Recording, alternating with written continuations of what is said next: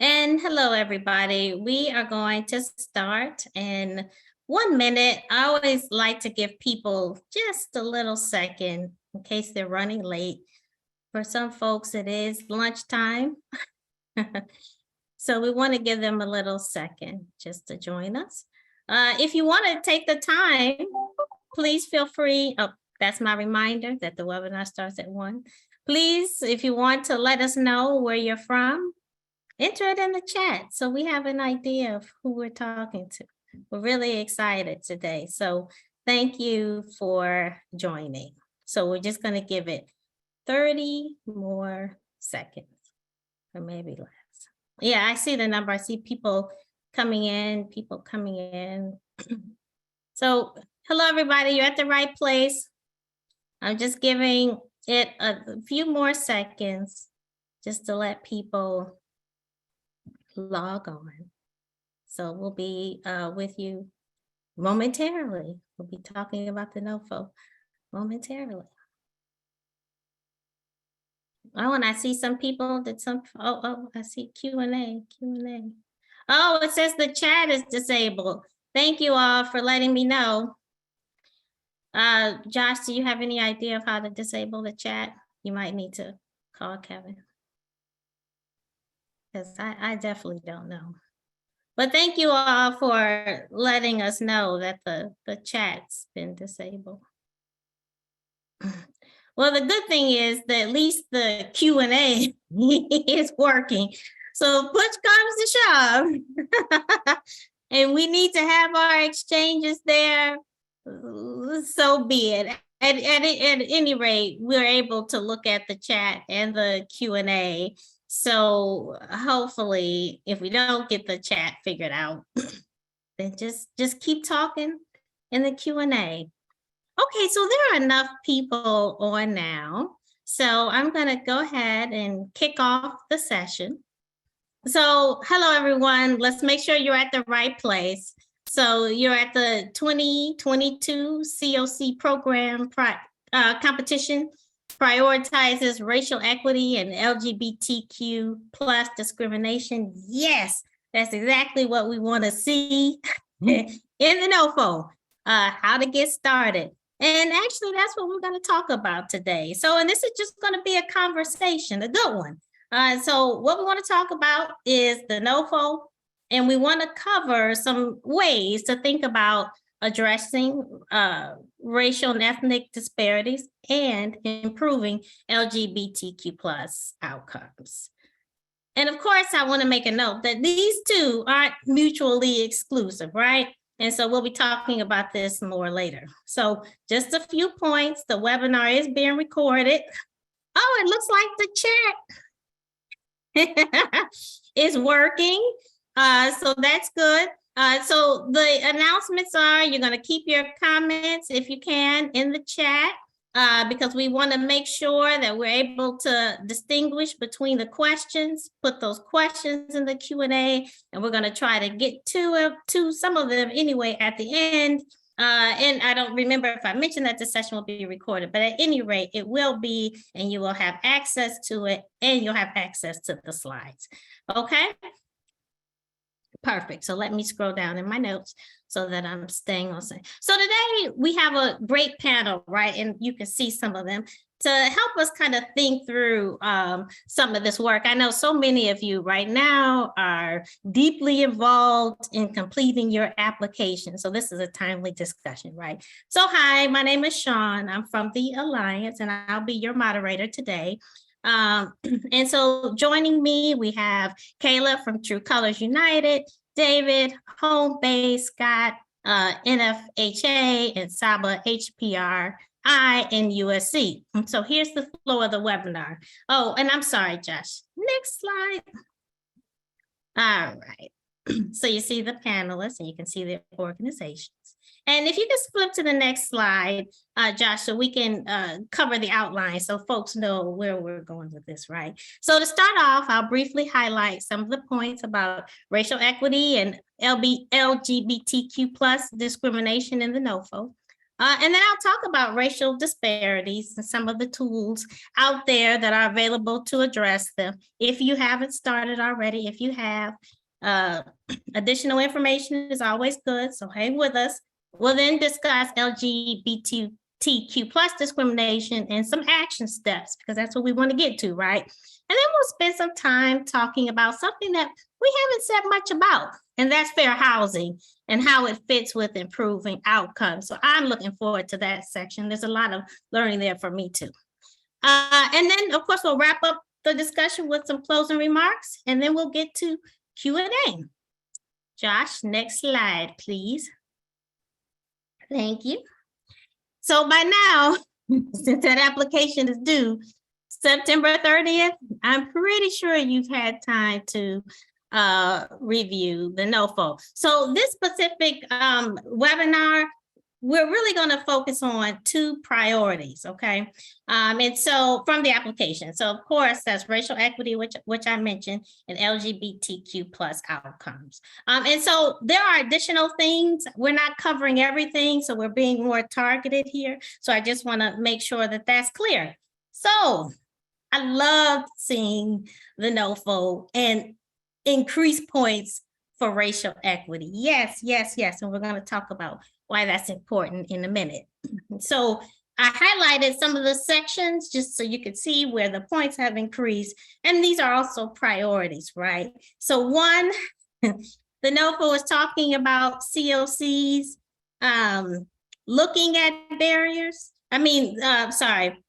Looking at racial disparities, figuring out what those barriers are, and then action, figuring out a strategy to address those barriers, and then evaluation, right?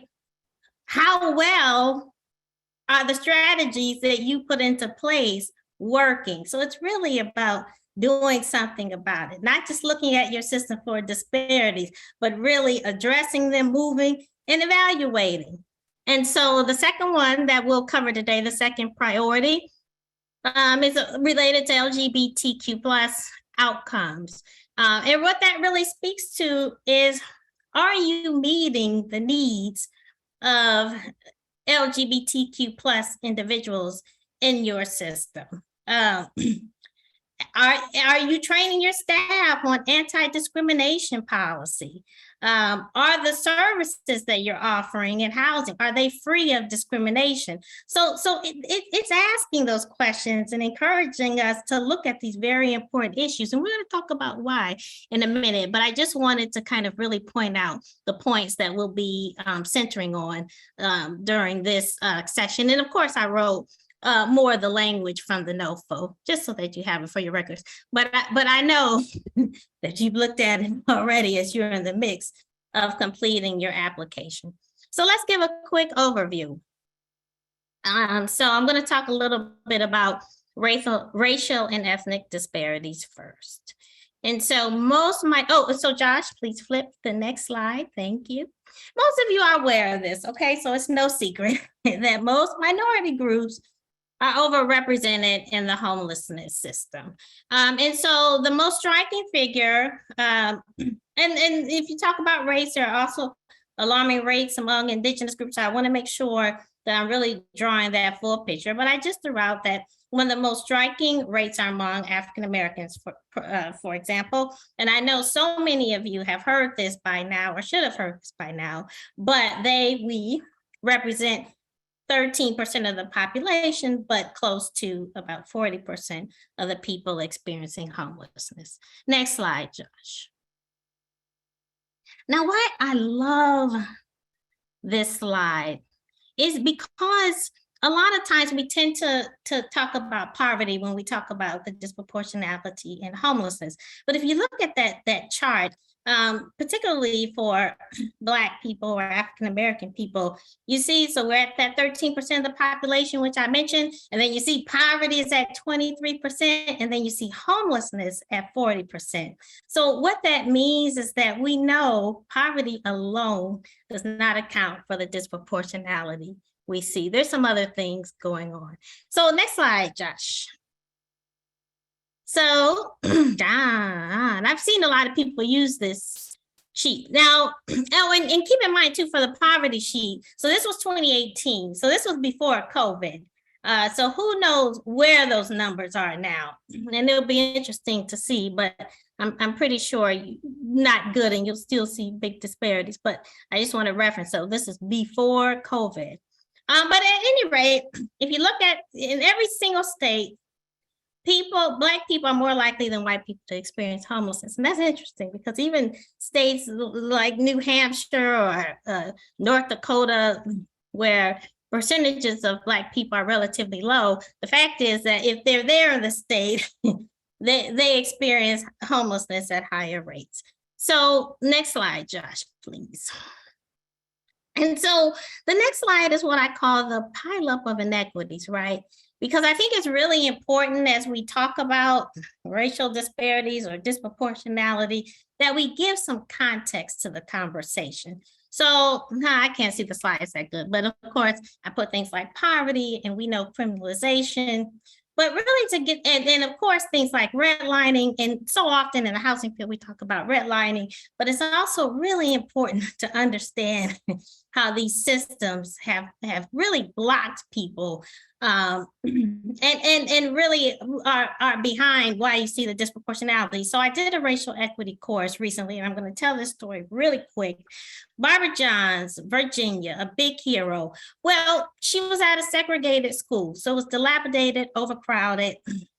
You know, water fell through the roof if it rained, no science lab whatsoever, no library, etc. So at any rate, her case was part of Brown versus the Board of Education.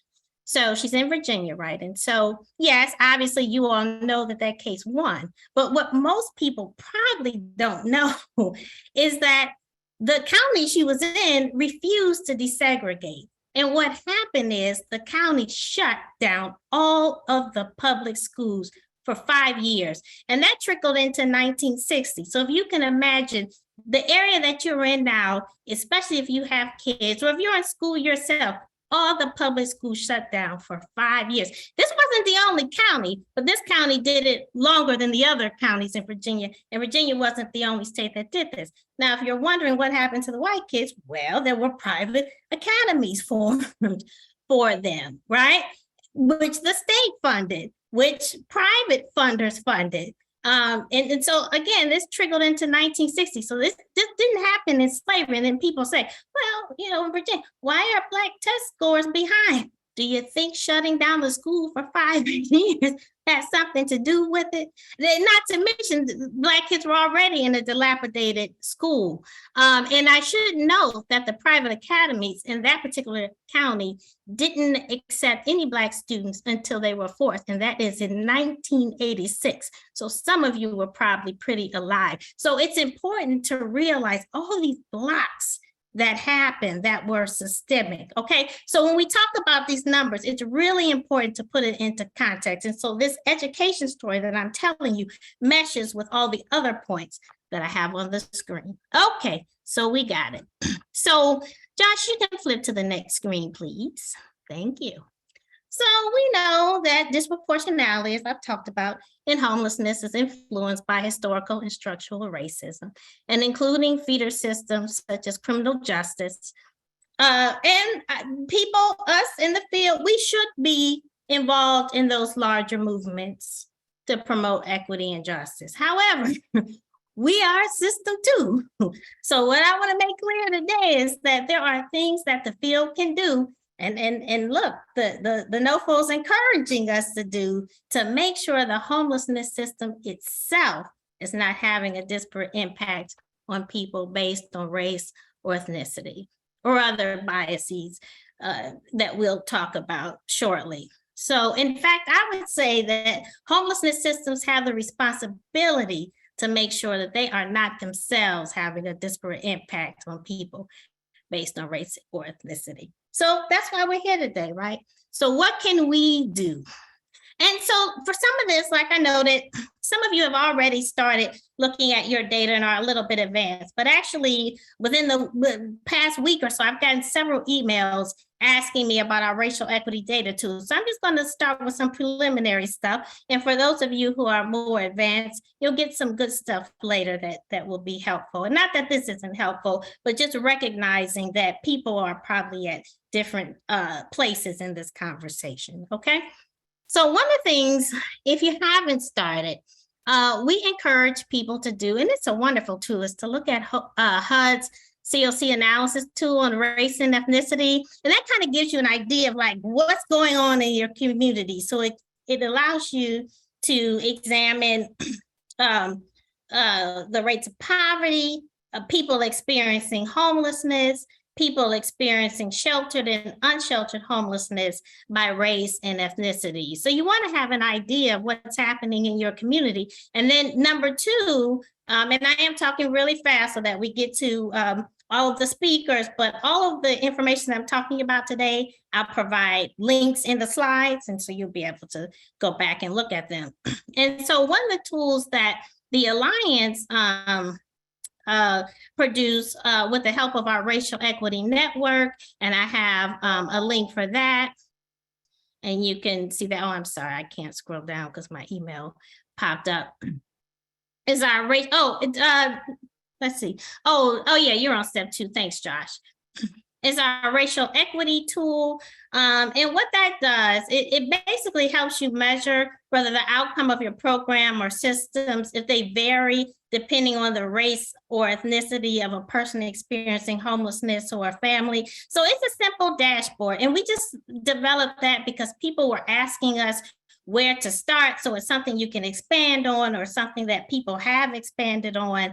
But essentially, if you don't know where to start, and you can use whatever tool you need to, there's still a P out there.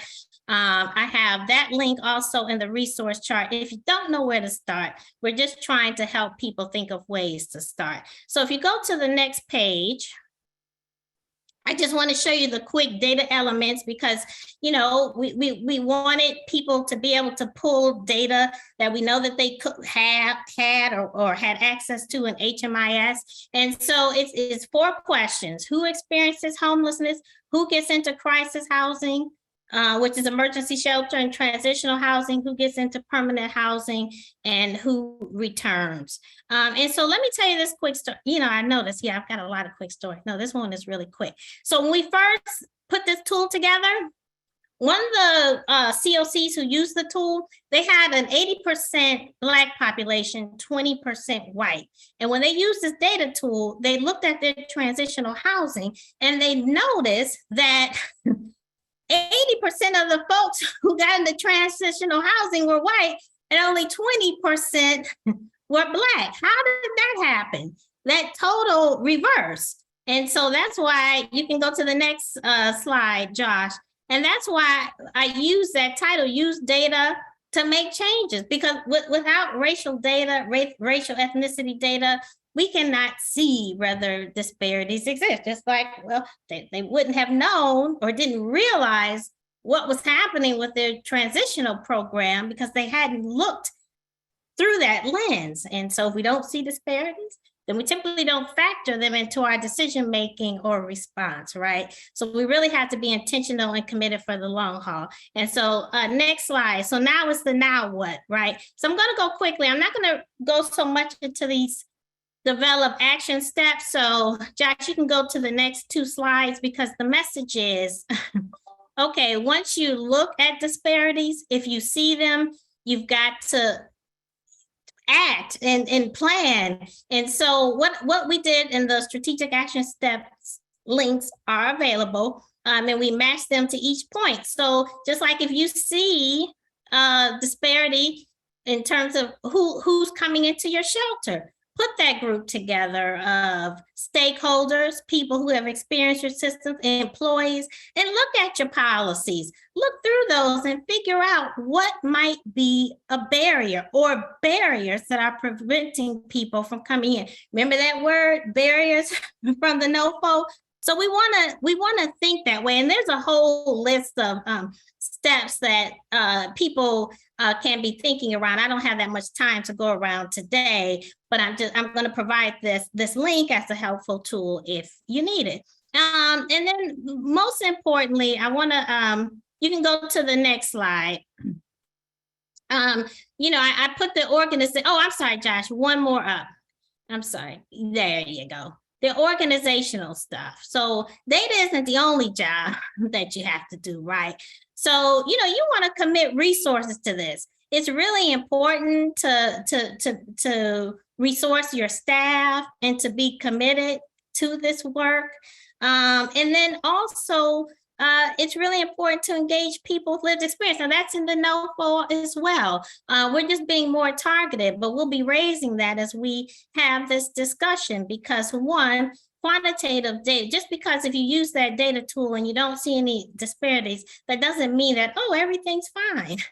So you got to talk to people in your system, right? Like you go to CVS and buy a candy bar, you'll get a survey result in a minute asking you how that candy bar was. We got to talk to people experiencing our system. And so that's really important. So it's that organizational piece also. And then when we talk about evaluation, we've got to make sure that we're inclusive in that process as well. So how do we evaluate whether we've addressed disparities? Make sure that that we are being inclusive, and that's one of the first steps to really get good information. And so, Josh, we're going to go to the last page, and those are the links for the resources that I presented. And the last slide, Josh, it's just my contact information. I always look forward to hearing from all of you. And so I'm going to turn it over to Kahlib, and Kahlib is going to talk about LGBTQ+ individuals and taking action. So I'm going to turn it over to Kahlib. Thank you. Thank you so much. Hello, everyone. My name is Kahlib. I use he, she, and they pronouns. I'm a co-director of technical assistance at True Colors United. I am pleased to present some information to you today on how to establish, reestablish, or strengthen equity within your systems as it pertains to LGBTQ2S+ populations. Next slide. So before we get into the meat and potatoes of today's discussion, I just want to talk about a few reflections. All of these slides and everything that we do at True Colors United is in collaboration with the National Youth Forum on Homelessness. The National Youth Forum on Homelessness is a group of young people with lived experience of homelessness and housing instability who are helping to inform national policy and therefore influence the local practice.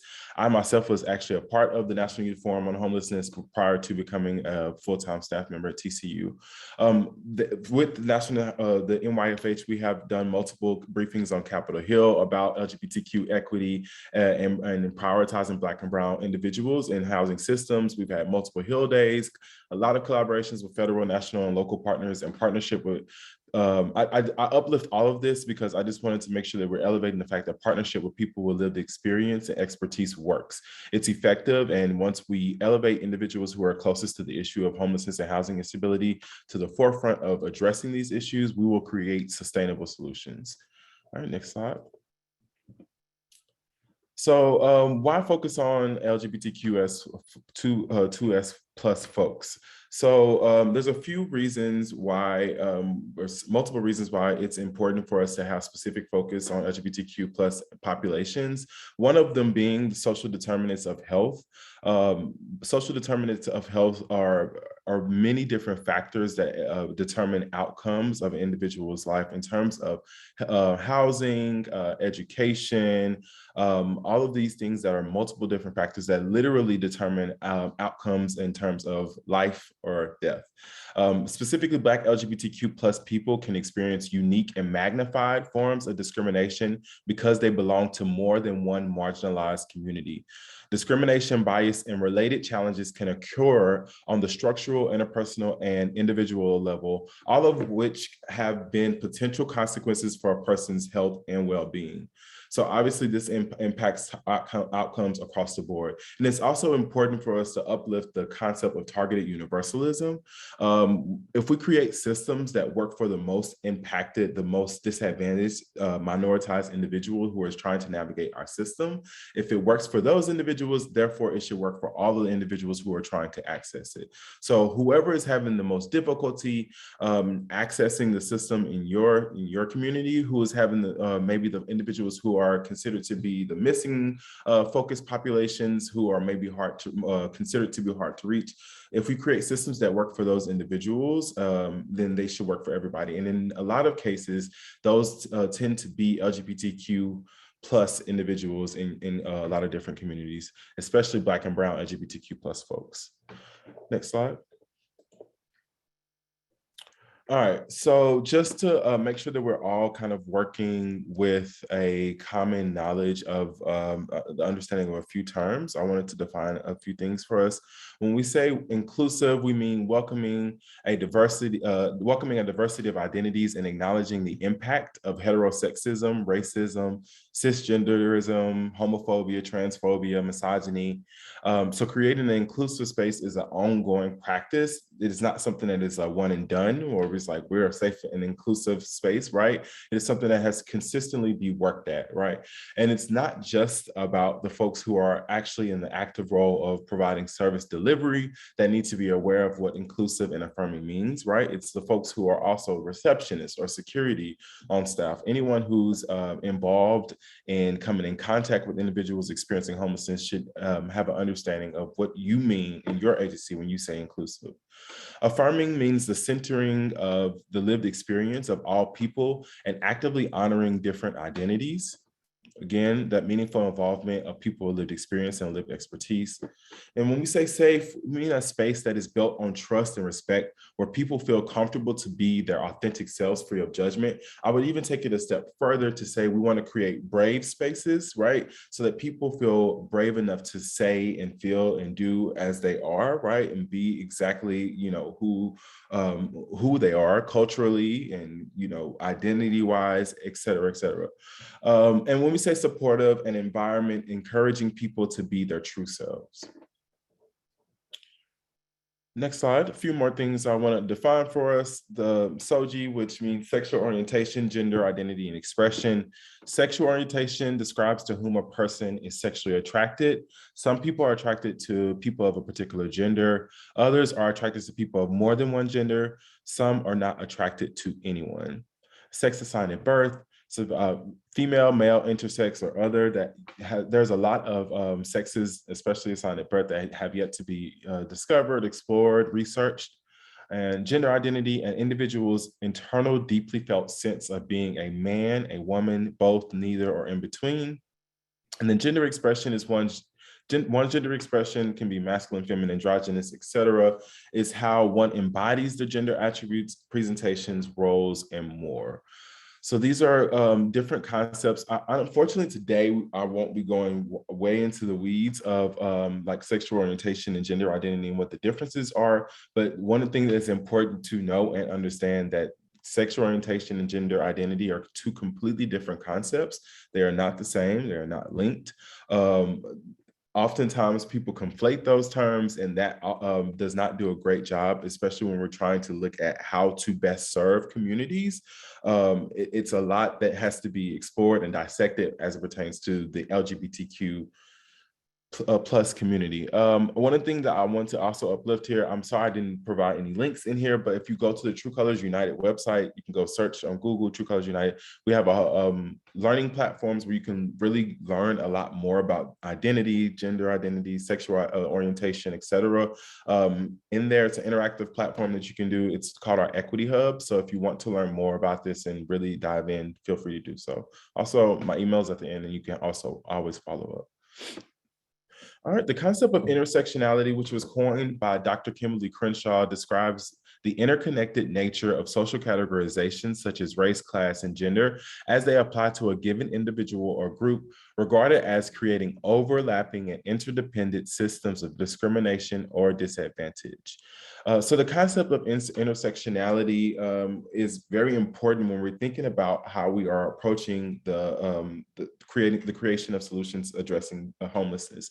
So what we see here in this little Venn diagram is a subset of social identities. It is not an exhaustive list, but you see race, sexual orientation, gender identity, nationality, and disability. And at certain points, there's race and sexual orientation overlapping and intersecting, race and gender identity, sexual orientation and nationality, et cetera, right? And at the middle, at the core of that, they're all intersecting at the same time.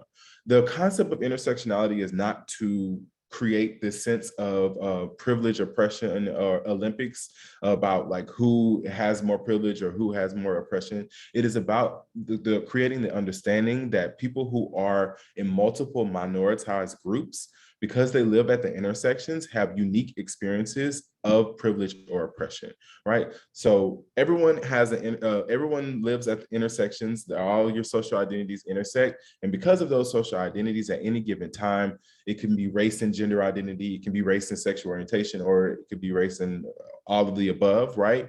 Those things create unique experiences of privilege or oppression. Therefore, we as practitioners of housing justice have to be cognizant of how these unique experiences of privilege or oppression are created based on identities, so that we can work to remove those barriers to accessing the system. Next slide. Okay, so this data that is here is number one, I believe 2008, maybe 18, so also a few years old and needs to be updated, and also only youth. True Colors United, we focus specifically on youth and young adults in our work. So this is that. And it's also important to note that this probably may not look a lot different in terms of older adults experiencing of homelessness. And if we don't address the experience of homelessness while people are young, then they become adults experiencing homelessness. But what we see here is based on the intersection of being a young person and being LGBTQ, so LGBTQ had longer durations of homelessness. So in the pink, you see longer periods of homelessness. I believe that was over 12 months. And the individuals who have like pretty, I guess, what you would consider same average periods of time, which was somewhere between 3 to 6 months, was somewhere in that blue. And the individuals who were unsure or had shorter periods of time, green and the orange, right? So just the experience of the intersection of there being young people and LGBTQ, they have these longer experiences they reported longer experiences of homelessness. Then you see in comparison to the individuals who are actually transgender, which again is important that we begin to dissect the gender identity from sexual orientation. The experience of transgender individuals who are having even longer experiences of longer durations of experiencing homelessness.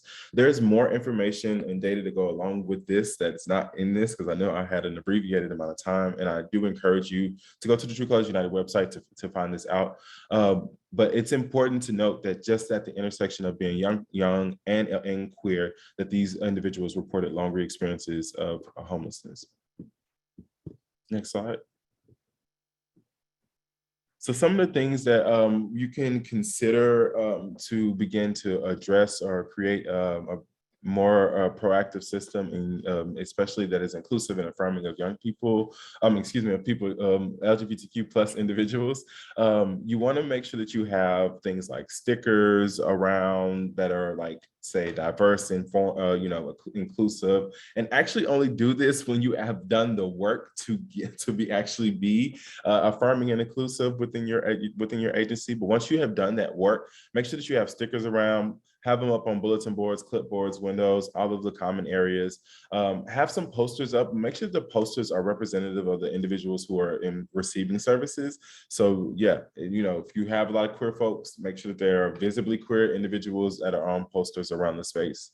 But having those in welcome desks and dining areas. And then I would work with your staff and other folks, if you currently do not have any all gender or gender neutral restrooms, to figure out what are some strategies that y'all can begin to take to do so. Obviously, like the this can depend on where you are in the world. This conversation will look a lot different. So if you feel like it's going to be more of a challenge, my suggestion is to like work with people who you know or on the side that you're on, hopefully the right side of it, being more inclusive and affirming, and figure out ways that you can begin to maybe question policies that exist and create a coalition to really create some change.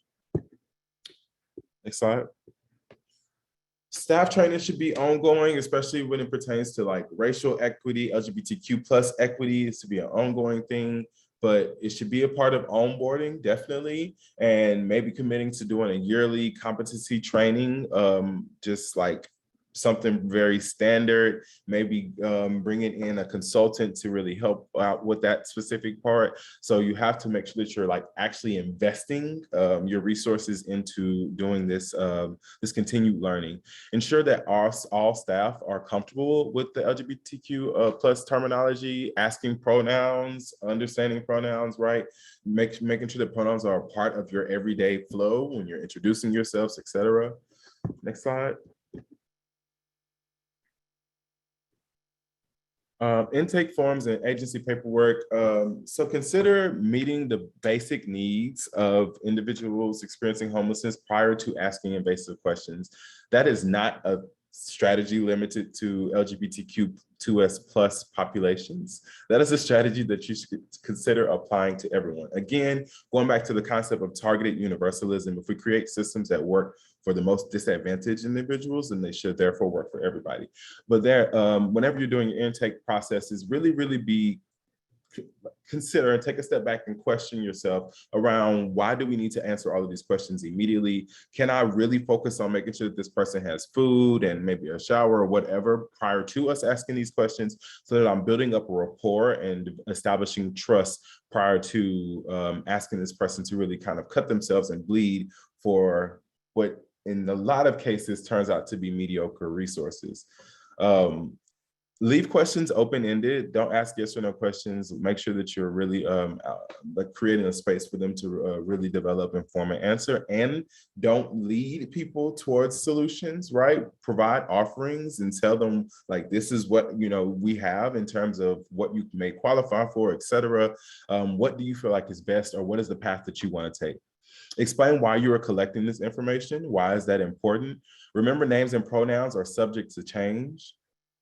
And model respect. I think that that's very standard, but model respect. Next slide. So another thing that we want to consider is what posted policies that you have, informal practice and informal practices, what exists, right? So do you have policies that are potentially racist or homophobic or transphobic, right? Do you have policies that are maybe reactionary to something that happened at once upon a time within your agency and you've never revisited it, and it needs to be revisited and changed, right? And then in the future, shifting away from creating policies that are punitive or reactionary and only creating policy that is about creating safe and affirming space. Policies of non-discrimination and inclusivity should be posted throughout the space.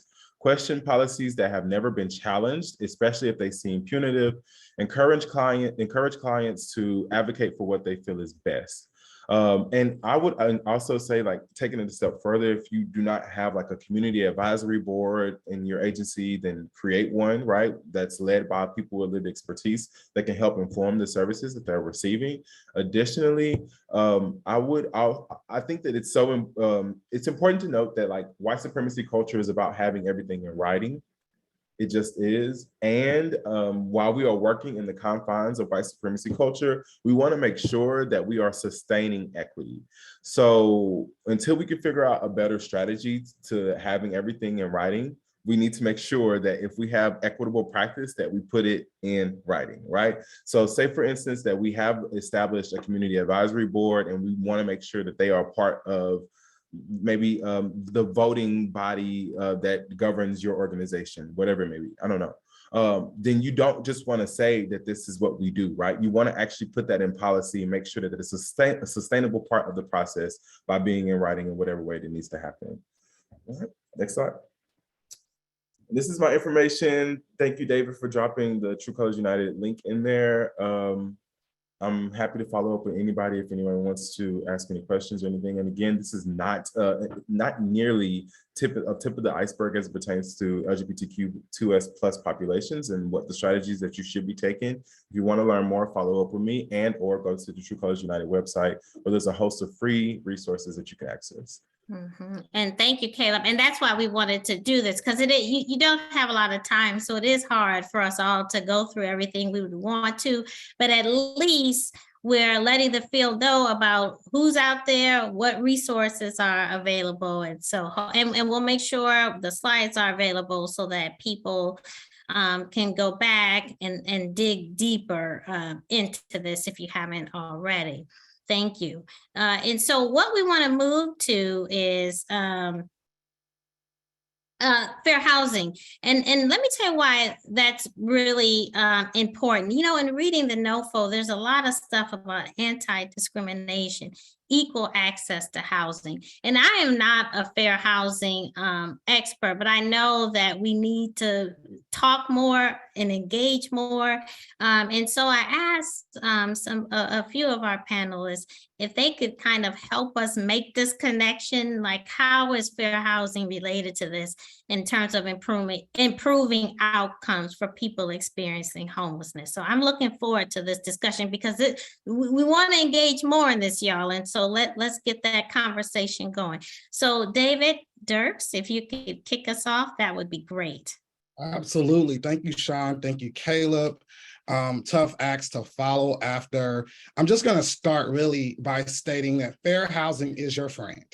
I think that folks get a bit scared as it relates to what fair housing is, how can we use it, how can we make sure that we're not violating fair housing law.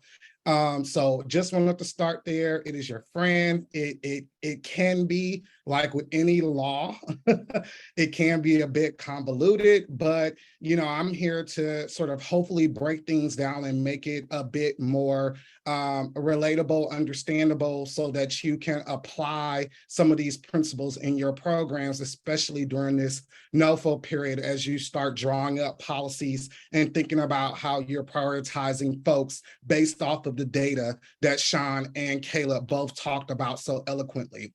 Once again, my name is David Dirks. I'm a senior staff attorney with Homebase. Homebase is a San Francisco-based nonprofit dedicated to addressing homelessness and its root causes. We work at the federal, state, and local levels to support communities in implementing responses to homelessness while fostering collaboration in addressing those socioeconomic causes of homelessness as well. I also want to note that the materials that I'm using and referencing in this PowerPoint have been adapted and taken from other HUD resources as well. Next slide, please. We can't talk about fair housing laws without talking about how did we get here. So prior to the 1960s, you know, and this is no secret for anyone, but housing policies in the US were dependent on whether or not you were Caucasian. If you were, you could own land, you could own property, and there were programs like the New Deal and the GI Bill that assisted you with doing so when it didn't assist any other folks of different racial backgrounds. For those who weren't Caucasian, and in some cases, Christian as well, so you have to be white and a Christian with a lot of these laws. Some of the housing policies were absolutely discriminatory, from the Indian Removal Act that resulted in the forceful removal of Native peoples from their land and the Trail of Tears, to the Indian Appropriations Act of 1851 and the following acts that created the Indian reservation system that we still know today, relegating Indian people to often uninhabitable areas so that white settlers had access to land and with natural resources, to slavery. I don't have to say much about that. I hope those of you that are in attendance know what you need to know about slavery. But you talk about eminent domain, where this was sanctioned by the government to dispose African Americans in the name of urban renewal, literally putting up freeways. I'm from Los Angeles originally, my family's still there, putting up freeways right through urban areas to make sure that certain folks could travel from one part of town to the other, but had no sort of thought about how this would impact those people that they were taking property from. They also took property from Japanese Americans who were incarcerated by the government during World War II. Then you look at racial covenants, and this is pretty much forbade the sale of houses to anyone who was not Caucasian in certain neighborhoods, which also led to redlining that Sean talked about. And these, again, you don't know where you're going unless you really take a look at where you've been. So we had all of these laws, many of which that we are still facing and dealing with today. And we now have the Fair Housing Act. Next slide, Josh. That was really birthed out of correcting all of the prior policies that this government sanctioned and that this government did to harm Black and brown people in this country. So the Federal Fair Housing Act simply prohibits housing discrimination on the basis of any protected class. That can include race, color, religion, sex, sexual orientation, gender identity, disability, familial status, and national origin. Also, please note that many of your states, particularly if you're in the state of California, states also have fair housing laws as well that may extend who's protected and the type of things that you cannot discriminate people based off of characteristics. And you should be aware of what those fair housing laws and per your state. The Federal Housing Act, applies to all housing, regardless of the type of funding or ownership, including housing owned by private individuals or organizations. Next slide. Jumping right into, so what does this mean for you all? You're applying for additional funding or for funding for your CoC and ESG programs. You're operating these programs in communities. Well, you all are required. You must comply with the Fair Housing Act and the Equal Access Rule. We'll talk about that on the next slide. And you got to comply to those non-discrimination provisions. So again, you need to look at these provisions and see how can you create policies that will further promote this non-discrimination. The second thing that you're required to do is to implement policies that in a manner that affirmatively furthers fair housing. Okay, and what that means is that you're assessing and taking a meaningful actions to address the community's disparities in housing needs. And I have examples to talk about both of these things, so bear with me here. You can also find more information. There are a bunch of links in this PowerPoint presentation. So please, once you receive it in a recording, you will be able to access these links. Let's go ahead and go to the next slide. Josh, thank you. So at the intersection of the Fair Housing Act and the Equal Access Rule, we see that the Equal Access Rule and in various HUD programs and regulations. So not only do you have the Equal Access Rule, but you also, the way that some of these programs are written, you have to make sure that those programs that you are administering in your communities are open to all eligible individuals and families, regardless of their sexual orientation, their gender identity, or marital status. The rule requires that any CPD funded recipients and subrecipients in whole or in part. So even if you're using private dollars for your program, but you are still receiving funds from HUD, you must grant equal access to shelters and other buildings and facilities, benefits, accommodations, and services to individuals in accordance with the individual's gender identity and in a manner that affords equal access to the individual's family. So, next slide, please. So an example of putting equal access into practice includes sort of placements and accommodations. So if an individual is placed or served and accommodated in accordance with the individual's gender identity, that you want to make sure that affords the individuals and their families equal access.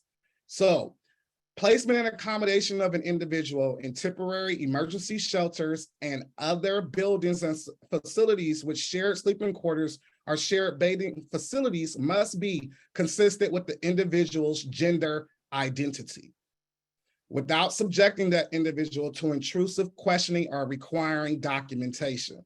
Next slide, please. So here is an example of fair housing and equal access rule overlap and a potential violation. A tenant using a housing choice voucher is evicted after the housing provider discovers that the tenant has dated persons of the same sex and identifies as a bisexual man. Another example, a gay man who currently uses a voucher to pay his rent contacts the property owner to request to add his male partner, who is also income eligible, to the lease so that they can live together. The owner asks, "Are you gay?" and denies the request when the tenant confirms that he is gay. Next slide. An example from using an example for someone who may identify as transgender. A transgender woman seeks a long-term stay at a HUD-funded women's homeless shelter. During the intake process, the shelter staff refuses to address the transgender woman as a woman. They misgender her and made other statements to discredit her gender identity. The shelter staff refuses to shelter the transgender woman at the woman's shelter in accordance with her gender identity, but offer to place her in a man's shelter. Okay. So I do want to address that question. If you ever been in a webinar with me, I like to address questions that come in the chat. In these scenarios, how do you prove it? That's not your job to prove it. You know, and I'll talk about if a person believes that they have been discriminated against because of their gender identity, their sexual orientation, their race, their age, their familial status, then they have a right, a free right at that, to go file a fair housing complaint. And this will be fact specific. I'm an attorney, I still practice. It's all about the facts, but it's not your right, it's not your duty to prove or disprove the way that someone has been treated. So I want us to stop thinking about that and create policies that will make sure that we can improve access for everybody. So thank you for that question. Next slide, please. Okay, this is an example of how fair housing, equity, and homelessness works in real life. While you cannot prioritize households based on legally protected characteristics. So for instance, Sean's example that, you know, all of the people that were going to a transit, well, most of the folks in that community where 80% was Black, 20% were white, but 80% of the folks were white in transitional housing compared to 20%. So that reversal, right? That community could not just come in and say, okay, well, we're going to only admit all Black people in transitional housing to rectify that, that disparity. But you can adopt approaches that address inequities in your homelessness response system. They need to be based on needs, vulnerabilities, and barriers. You also are encouraged to include, as we talked about, people with lived experience to help drive and implement that change. You need to determine those prioritizing factors.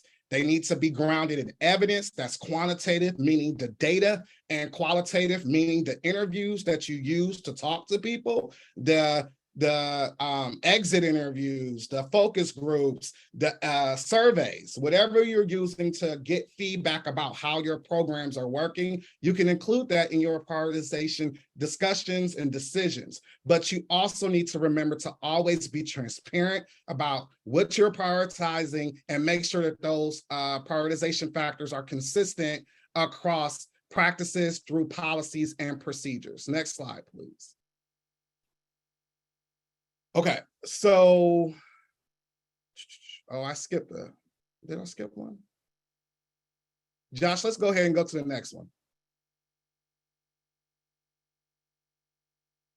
So actually, we're going to skip the next 2 slides, but you guys can see more equity examples in here. Stay on, go back 1, Josh, sorry about that. So one of the examples here is a very good one, and you can see how race and intersectionality of criminal justice comes into play. So let me explain the situation. You have a CoC that has looked at your data from Stella, the CoC analysis tool, and conducted a qualitative study with participants in the community. The data has indicated, for example, that Black single moms with criminal justice and eviction histories are overrepresented in the emergency shelter population, and their length of stay far exceeds other groups experiencing homelessness. So to address this issue, your CoC house has decided to develop a project that prioritizes individuals and families that have criminal justice and eviction history, along with an emergency shelter stay that exceeds 60 days. Next slide. What that program has been able to create. Next slide, Josh.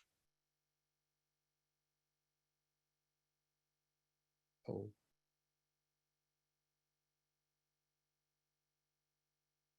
Josh, are you still there? Oh. That's okay, a little technical blip there, but we're still here. So what this project was able to create is that they were able to improve access to units with landlords who have historically screened out applications for eviction and criminal records. And again, these are just examples, but they provided education to the landlords. They supported both the landlords and the participants. The project was not prioritized based on protected characteristics like the fact that they were Black women, right? The fact that they were Black. Our sex, so the fact that they were women, because anyone with an eviction record, a criminal justice history, and a length of stay in emergency shelter that exceeds 60 days will qualify for the project, okay? So also just remember, and I stated this earlier, the Fair Housing Act makes it unlawful for a landlord to screen out applicants based on their eviction and criminal records in a manner that has a disproportionate effect on Black women or people with any other legally protected characteristics. So Black men, Black women, Hispanic men, Hispanic women, Asian men, Asian women, whatever that protected class is. So as a program, especially those of you who have relationship with landlords, you know who the big providers are in your community. If you start looking at the data and seeing who's being denied because of criminal records and evictions, and there are some outliers out there where it's absolutely permissible to do that.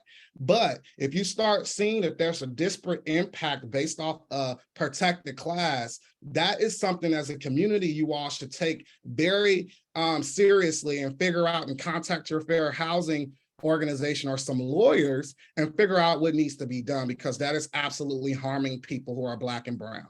Next slide, please.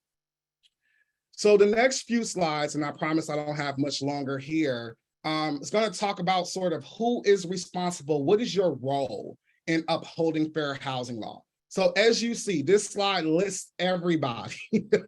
So property owners, maintenance and administrative staff, housing authorities, voucher programs.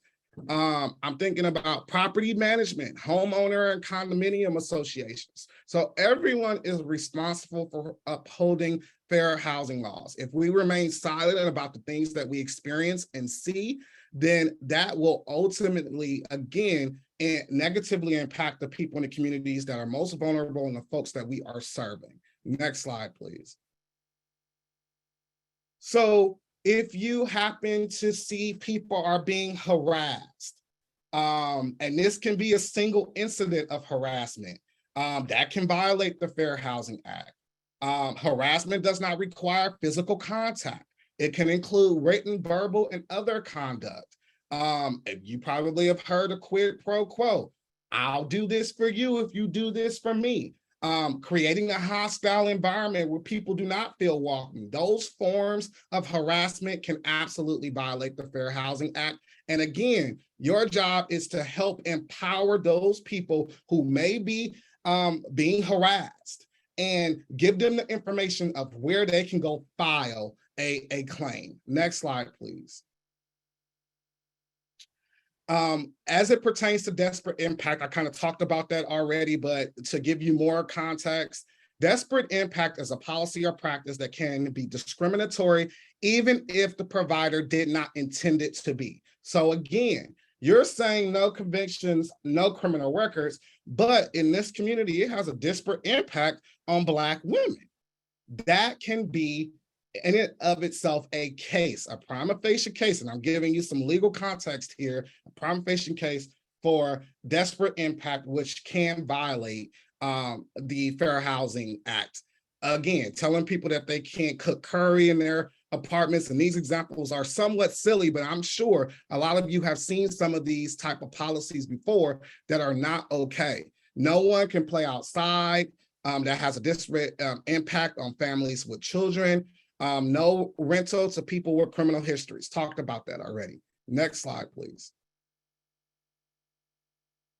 So again, I kind of talked about this in a way to where you all have a responsibility and an obligation to ensure that participants understand their rights under the Fair Housing Act and the Equal Access Rule. So the next few slides are just some examples of how the Equal Access Rule and the Fair Housing Act rule applies across the board.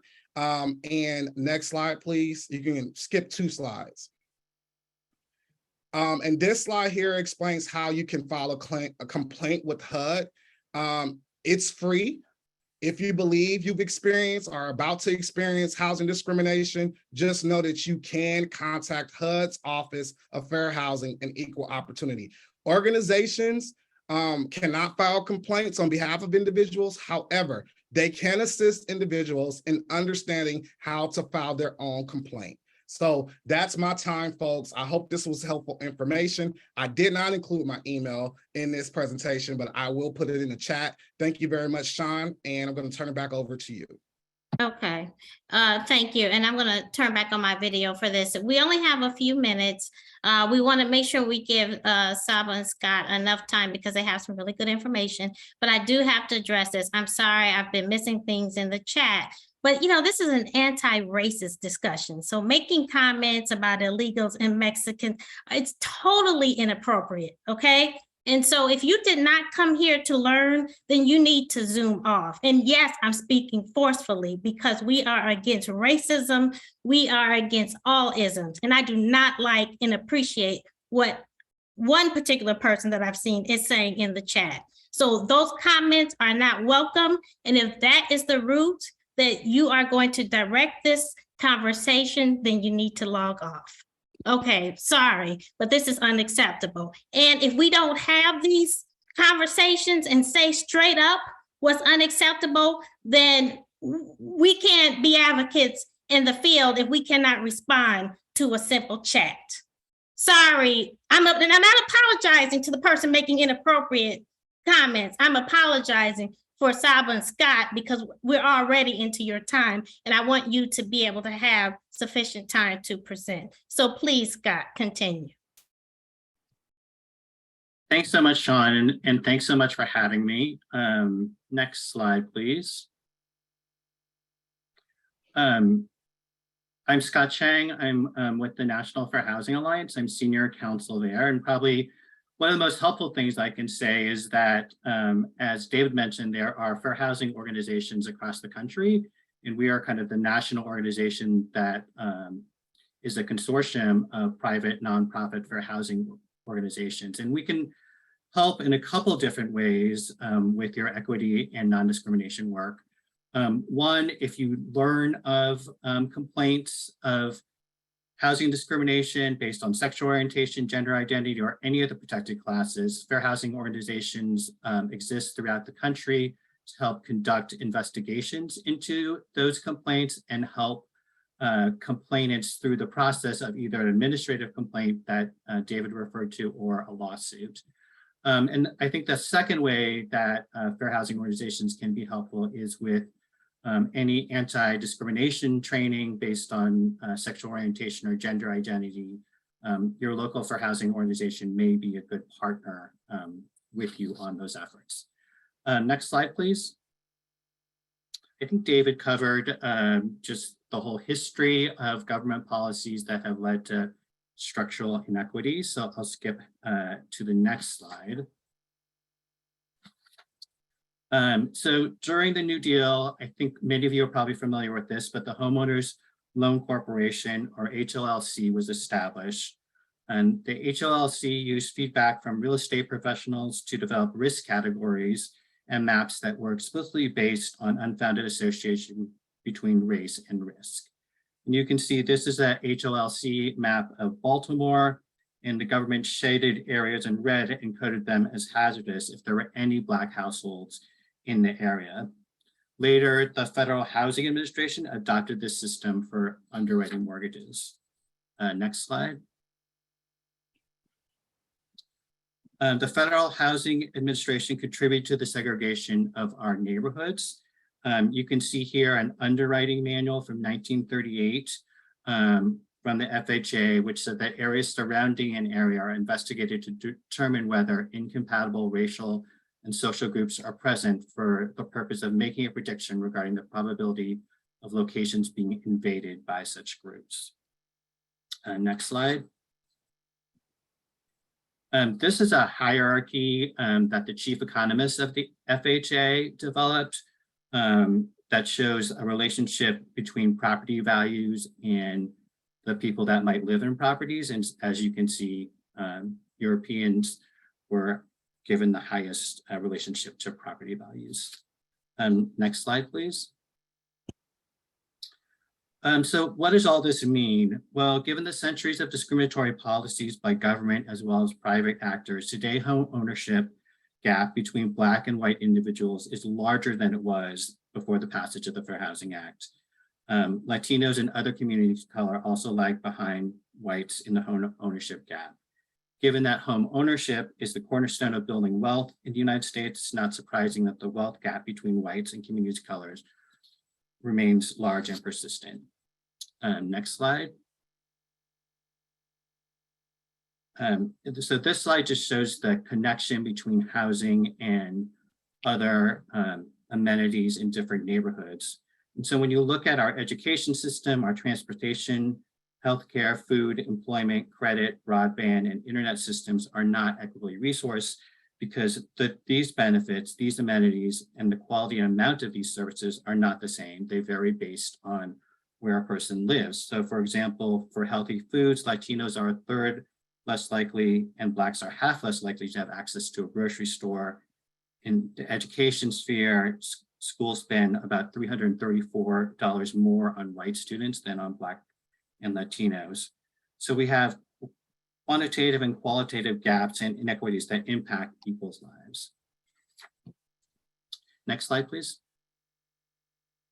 So I'm going to drill down a little bit more on what David said about the Fair Housing Act. The Fair Housing Act is our nation's primary fair housing law. It was passed on April 11, 1968. It was signed into law. The law was passed 7 days after the assassination of Dr. Martin Luther King. It was passed to honor Dr. King's work to create fair and open housing in the United States.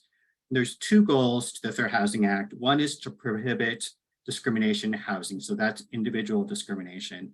But there's a second goal, which is to replace existing patterns of residential segregation with truly integrated and balanced living patterns. And so that means that the Fair Housing Act was intended to address systemic discrimination in our neighborhoods as well. Next slide. I think David pretty much covered the protected classes under the Fair Housing Act, so I'll go to the next slide.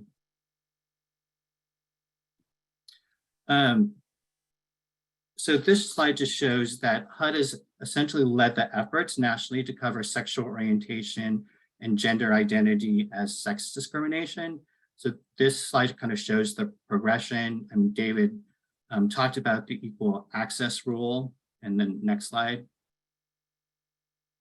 And then in 2021, HUD issued a memo that required HUD and HUD-vetted entities to treat sexual orientation and gender identity as sex discrimination, consistent with a case called Bostock, where the US Supreme Court found that gender identity and sexual orientation are the equivalent of sex discrimination. Next slide. David mentioned that there are state and local laws around the country, and in many jurisdictions, sexual orientation and gender identity are covered under those laws. So there are about 31 states that protect sexual orientation and gender identity, either explicitly or by interpreting sexual orientation and gender identity as sex discrimination. Another area that many state and local laws cover is source of income discrimination, which includes vouchers. And so that's defined as any lawful manner in which a person supports himself or dependents. And it would include housing choice vouchers, Veterans Affairs supportive housing vouchers, emergency housing vouchers, and other housing subsidies are included within the definition of source of income. There's about 21 states that cover voucher discrimination. About 50% of voucher holders across the United States are covered by some state or local law. And then a recent trend is to include housing status, including homelessness as protected classes. It is protected in Connecticut and Illinois, and there's a proposal to include housing status as a protected class in California and DC. Next slide, please. Let's skip this slide and go to the next slide. These are some of the key discriminatory housing practices that are covered under the Fair Housing Act. One is refusal to rent or otherwise make unavailable. And that phrase, otherwise make unavailable, reaches housing practices that make it more difficult for people in protected classes to obtain housing. So it includes, attempts to rent or buy, but it also includes things like lending, home insurance, and appraisals. And then discriminatory terms and conditions covers differences in treatment once someone obtains housing. So that would cover evictions and also any differences in rental terms, like different rent charges. And then discriminatory statements and advertising are also covered under the Fair Housing Act. Next slide. These are a couple other discriminatory practices that are covered. Reusable accommodations, that's pretty much the largest category of complaints that NOFO members and the federal and state governments received. So that is a request to change a rule, policy, practice, or service if the change is necessary to provide a person with a disability an equal opportunity to use and enjoy housing. And a common example of that is a person with mobility disability who might need a closer parking space. And David covered harassment, land use and zoning that discourages affordable housing, where members of protected classes might live, is also prohibited under the Fair Housing Act. Next slide, please. A couple of other just features of the Fair Housing Act. David covered disparate impact. Affirmatively furthering fair housing is part of the Fair Housing Act. It requires recipients of HUD funds, state and local governments, and public housing authorities to take a meaningful action in combating discrimination that overcomes patterns of segregation and fosters inclusive communities. Be on the lookout for new regulations on AFFH from the Biden administration that will require recipients of HUD funds to look at the impediments there are to fair housing, including the lack of housing for people experiencing homelessness. Standing under the Fair Housing Act, it's not just individuals that can bring cases, but also organizations or any person or entity that has been harmed by discrimination. And because organizations have standing under the Fair Housing Act, it's a good tool to address more systemic discrimination. Fair housing testing has been approved by the Supreme Court as a way of proving housing discrimination violations, and that is where you would send equally qualified people, for example, one Black person and one white person, to inquire about the availability of housing, and then you compare the results. And if the results show that the African-American tester was treated differently, that can be used as evidence in a fair housing case.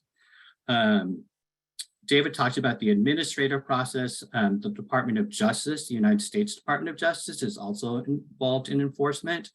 And they either at the end of the HUD process, if the through the administrative process, HUD determines that there is cause to believe that discrimination occurred, then the Department of Justice will sometimes step in to represent the complainants or represent the interests of the government in a complaint that's filed in court.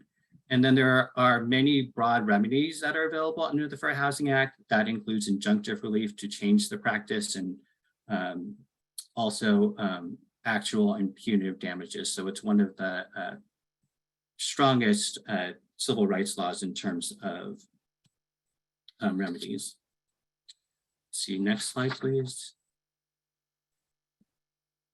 I think a lot of this is covered, but there is a really good report from the Williams Institute at UCLA Law School that collects a lot of the data and studies that have been done on homeless services and LGBTQ plus people, and also just generally housing discrimination and affordability. So that's one good resource. Next slide, please. One of the things that the Williams report, the Williams Institute report highlights is that, as David mentioned, there are very high rates of harassment of LGBTQ plus youth in homeless shelters. And then one of the other primary discriminatory housing practices that is indicated from the studies is transgender people housed in shelter according to the sex assigned at birth. Next slide, please. So just going to end with a couple of examples of where fair housing laws have been used to help people experiencing homelessness. One is an example from land use and zoning. Another is from source of income. And the last is a sexual orientation discrimination example. Next slide, please. So this is an example of land use and zoning. And this is a case that actually Sean was involved with. And it was a nonprofit affordable housing developer who was developing permanent supportive housing for people with disabilities who were formerly homeless. They had applied for a zoning change to allow this housing to go forward. The city made consistent attempts to delay and block the construction and would not approve funding for the development. And then there were comments made by neighbors at the hearings, such as these are people who really need more intensive care. In truth, they should be in an institutional setting. Next slide. So the Department of Justice, as I mentioned, filed a lawsuit on behalf of the developers. They alleged that the city was denying or otherwise making housing unavailable to people with disabilities. And there was a very extensive settlement that allowed for the construction of supportive housing and required the city to provide funding for about 350 units of supportive housing. Next slide. I'm going to skip over the source of income discrimination example. It'll be in the materials. And then the next slide. This is just a final example of where sexual orientation has been addressed through the Fair Housing Act. And this was before HUD had issued its policies in regard to treating sexual orientation discrimination as sex discrimination. So this is a transgender woman, her wife, and 2 children who attempted to rent a townhouse, and the owner refused to rent to the family because of the unique relationship of the plaintiff. And so the court found that this was discrimination based on sex, and it was one of the first cases in the country to decide that. And with that, I'll turn it back over to Sean. Okay, thank you, Scott. And I know you had to do an abbreviated version. So listen, I want everybody to hang on because Saba has some good closing remarks. Unfortunately, we won't get to Q&A. Please email me if you have questions and I'll make sure they get to the panelists. Saba's been working with communities for years doing this work, fighting for racial equity and justice. So let's listen to her tidbits and she will close out the session. Thank you, Saba. Thank you, Sean, and thank you to all of my fellow panelists, and thank you to our audience. So appreciate you and the work that you do. My name is Saba Mwine. I am the Managing Director at the Homelessness Policy Research Institute, and just to share a little bit about our mission and what we do, we are a collaborative of researchers, policymakers, service providers, and experts with lived experience of homelessness, seeking to accelerate equitable and culturally informed solutions to homelessness. And the way that we do that is by advancing knowledge and fostering transformational partnerships between research, policy, and practice. So just want to emphasize the importance of working in multi-sector collaborations in this work. And we were also, individuals from our collaborative were very intimately involved with a process that many of you may have heard coming out of Los Angeles County and our CoC, LASA, called the Ad Hoc Report on Black People Experiencing Homelessness. And that was a community engaged process that's purpose was to examine the factors contributing to the overrepresentation of Black people in our community who experience homelessness, and then identify opportunities to increase racial equity. And the report provided us 67 recommendations on how to do that. So I really invite everyone to look at that report. I will make sure to put it in, if I have the time, in the chat, because there's quite a few recommendations that are directed towards CoCs and organizations. So that's a great resource for you. Next slide, please. So all of my colleagues today have really touched on the historic aspect of this work. So I don't want to necessarily reiterate, but I do want to make sure that we as communities are in recognition of this concept of individual failing of Black, Indigenous people of color is a product of white supremacy culture. So whereas we know we have evidence, we have policy that shows us how systems have worked to stymie the progress of Black, Indigenous people of color. And so I particularly think that this image, it really captures kind of what we're dealing with. And I want us to kind of, I also want to offer this to you in your work around racial equity, because a lot of the time we get triggered by some of this history. And so this uses art to help us to have shared knowledge. And I want to emphasize that concept of shared knowledge, because many of us didn't get race, the kind of race history we needed in school. And that's a really fundamental block. That's a really fundamental root approach that we need to take as organizations, as CoCs. We need to have shared working knowledge of how structures have marginalized communities of color. And from there, then that can address some of our biases in thinking that it's individuals that are to blame for some of these outcomes. Next slide, please.